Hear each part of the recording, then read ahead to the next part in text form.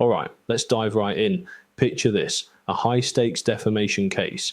Mike Lindell, the MyPillow guy, is in court. His defense team submits legal briefs, but here's the kicker. Nearly 30 major errors. Fake case citations, misquoted laws, even references to cases that don't exist. And guess who's to blame? Our old friend, generative AI, the tool that's supposed to make work easier. Instead, it made a mess, a complete train wreck. Now, these weren't just minor typos. Judge Nina Wang called them out. Errors so blatant you'd think the AI was trolling. But no, this is what's known as an AI hallucination. It sounds dramatic, but it's simple. Sometimes AI fabricates information that sounds credible, but is completely made up. It's not intentional. AI doesn't think or scheme, it's just pattern prediction. Sometimes creativity goes too far, and here's where it gets real. In the legal world, accuracy isn't optional. When no one checks AI's work, it's like handing someone a map filled with imaginary roads and watching them get hopelessly lost. The stakes, careers, reputations, even court sanctions.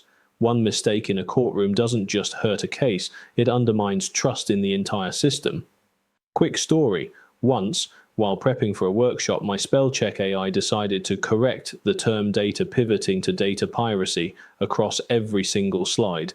I didn't catch it until halfway through the presentation, when someone raised their hand and asked, "Are we promoting piracy now?" Mortified is an understatement.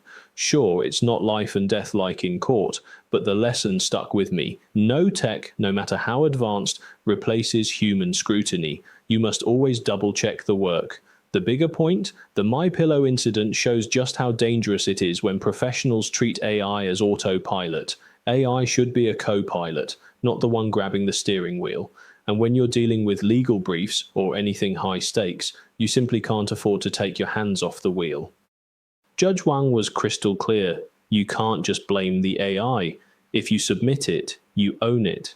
Whether you're a lawyer, a doctor, a financial advisor, if AI helps generate your work, you're still responsible for what gets put out there. No passing the buck.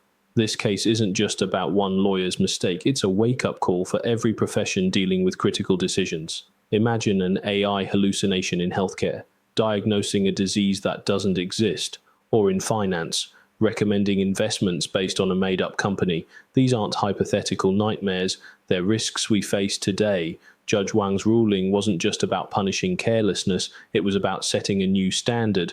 Professionals need to approach AI tools with skepticism, not blind trust.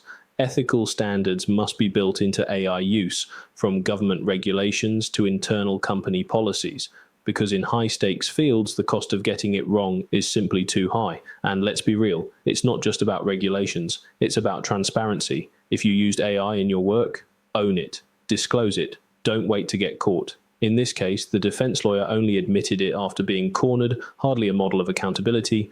Bottom line, ethical AI use isn't just a courtroom issue, it's everyone's issue. Whether you're in law, healthcare, finance, or even education, if you're relying on AI, you better make sure it's not leading you into a ditch.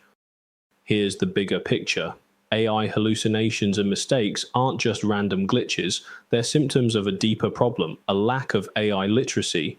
And no, I don't mean knowing how to code or build AI models. I mean knowing how to assess, verify, and challenge AI outputs.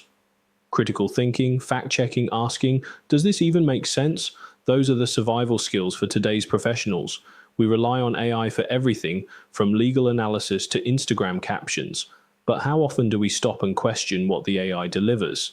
Not nearly enough. That's why AI literacy can't be a nice-to-have anymore. It needs to be a core part of professional development. Imagine mandatory AI literacy courses teaching you how to spot hallucinations, how to verify sources, how to cross-check outputs. It's not complicated, but it's life-saving. Here's a simple idea. Create an AI fail-safe checklist. 5 quick questions to run through whenever AI gives you anything important. Questions like, has this been verified by a trusted source? Does this align with known facts? Is there independent confirmation? It's just like driving. You trust your GPS, sure, but you still watch the road signs. You still use common sense. Same with AI. You need both the tools and the mindset to stay safe in a tech-driven world. Here's the truth. AI won't take responsibility for you. You do. No matter how smart AI gets, it won't sign your name at the bottom of a contract. It won't face a judge. It won't answer to a patient, a client, or an audience. That's all you. Mastering your profession today means mastering AI, not letting it master you. Use it to speed up the grunt work, sure. Use it to expand your reach, but never hand over your judgment, your ethics, or your accountability. Because at the end of the day, responsibility is what separates the amateurs from the professionals, and in an AI-powered world, it's the real edge that no machine can replicate. Thanks for tuning in. Stay sharp, stay curious, and for the love of everything holy, double-check your work. Or